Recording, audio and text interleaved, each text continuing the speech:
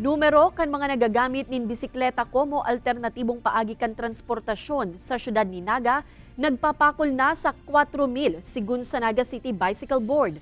Halangkaw na presyo kan mga produktong petrolyo, pigihiling na rason kan pagbawas kan nagagamit nin pribadong bihikulo sa syudad.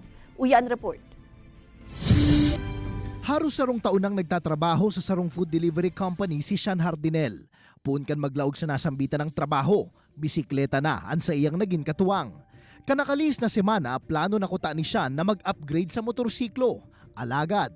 Kaso nga lang simula nung sunod-sunod na pagtaas ng gasolina. Eto muna okay pa naman yung kitaan eh. Basado sa ginibong bike count, Naga City Bicycle Board kanakalis na mga aldaw. Kinakarkulong maabot na sa 14,000 na individual ang nagagamit ng bisikleta sa syudad ni Naga. Kabali digdi ang mga palaog asin paluwas sa syudad.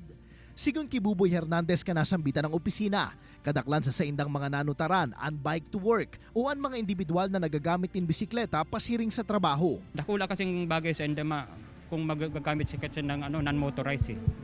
Ini dakulang tib sa enda, imbis na mauli pa nila sa pamilya ninda, at least nakatipid sinda.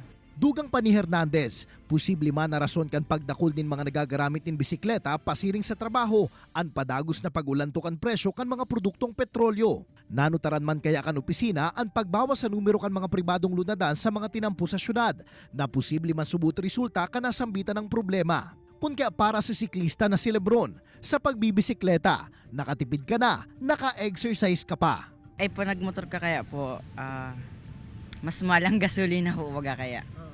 Kaya mas pag bike na lang, exercise pa. Marurumduman na naguno kan syudad ni Naga, ang second most bike-friendly city sa nasyon. Asin katakod ka ini, padagos man subot na mabilog nin mga programa ang gobyerno lokal para sa ikakarahay ka nagdudugang na numero kan mga siklista sa syudad.